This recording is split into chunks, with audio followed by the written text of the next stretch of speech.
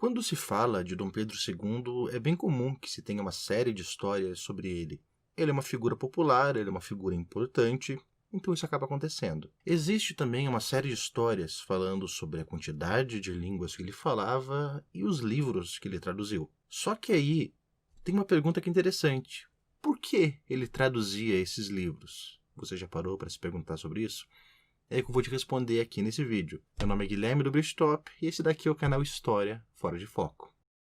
Antes de começar o vídeo, só quero lembrar você de seguir eu e o canal nas nossas redes sociais para me ver falando de história aqui fora do YouTube e também para me cobrar quando não saem vídeos, o que acontece de vez em quando. Mas vindo aqui para o nosso vídeo. Tem um texto bem famoso na internet que exalta uma série de virtudes e feitos de Dom Pedro II.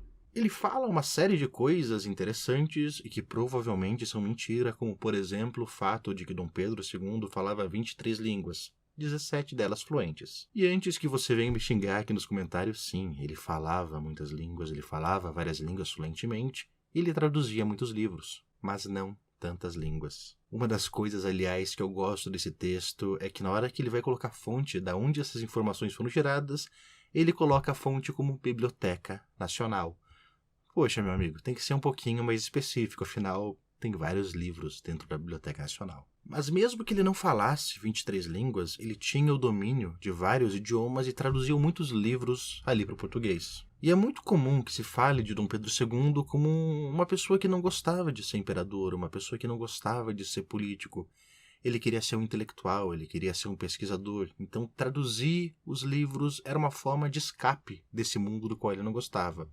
Mas não é verdade, ou ao menos não é só isso. A verdade é que quando ele traduzia uma obra, quando ele traduzia um livro que não existia em português, ele queria que aqueles ideais presentes naquele livro estivessem no Brasil. Podiam ser obras das quais ele gostava, as quais ele tinha apreço, mas ele não traduzia uma obra só pelo fato de ele gostar dela, tinha algo mais. Aquelas obras defendiam algo, um algo que ele queria que estivesse no Brasil. É como quando a gente vê o Império e depois Dom Pedro II trazendo vários artistas para o Brasil, como por exemplo, Debré. Ele não vem para cá só por causa da arte do Debré ou de um senso estético, mas também vem para cá para se construir um ideal artístico do país, para consolidar uma visão de Brasil. O que no final acabou dando certo, afinal, quando hoje a gente pensa no Brasil imperial de um jeito visual, muito, normalmente, mesmo que as pessoas não saibam, elas estão pensando naquele Brasil que foi construído por Debré, que foi pintado por ele, que era aquele Brasil que Dom Pedro II, que o Império queria que fosse construído.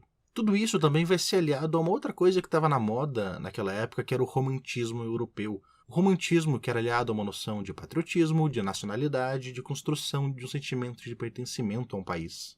Assim, a ideia não era só construir a ideia de que se deveria amar o Brasil, mas também construir o Brasil que deveria ser amado. Qual o Brasil que devemos amar? O Brasil do Debré. Fácil. Voltando aqui agora para o Dom Pedro II tradutor. A gente sabe que ele traduziu muitas obras porque isso existe nos diários dele. Por exemplo, nos diários dele é dito lá em 1872 que ele, depois de tomar um café, que realmente é muito bom, estou com a minha xícara aqui inclusive, vai depois traduzir algo do hebreu. Em 1887, ele está lá e diz, não, vou traduzir aqui alguns textos do árabe.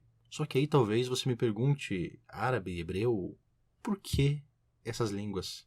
Existe uma teoria bem interessante quanto a isso. A teoria diz que o modelo que ele queria criar era um modelo contra-hegemônico. Um modelo diferente da ideia vigente em muitos lugares. Basicamente, o modelo que se tinha era um e o modelo que Dom Pedro tinha era outro. Isso é dito baseado ali no que ele acabava traduzindo. E isso é dito por dois autores que são a Noêmia Soares e o Sérgio Romanelli num texto intitulado Manuscritos, Tradução e Gênese, um resgate histórico do homem de letras Pedro de Alcântara. Um texto sensacional, na verdade ele é mais um projeto para uma pesquisa maior, vou colocar o link aqui na descrição caso você queira ler melhor esse texto. Só que além de traduzir livros para ajudar a construir um projeto que era político, que era religioso e que também era cultural dentro do Brasil, ele também fazia isso para, de certa forma, entrar num grupo de intelectuais, um grupo ali de tradutores. Pense como se os intelectuais no mundo se conhecessem por seus nomes, pelas obras que eles fizeram, e no momento em que Pedro traduzia aqui essas obras, ele estava, de certa forma, também tentando entrar nesse grupinho e se tornar amigo, ou pelo menos se tornar conhecido dessas pessoas, fazer com que o nome Dom Pedro II fosse um nome que fosse conhecido na hora que se pensa em tradução. Por isso, quando a gente fala de Dom Pedro II como tradutor, ele não faz isso só por diversão, ele não faz isso só como um passatempo. Era algo mais, era um jeito de se importar cultura, era um jeito de se importar conhecimento por Brasil, e cultura e conhecimento, desde aquela época, sempre são bastante importantes. É claro, também um jeito de entrar pro clubinho dos intelectuais da época, o que é sempre bem interessante.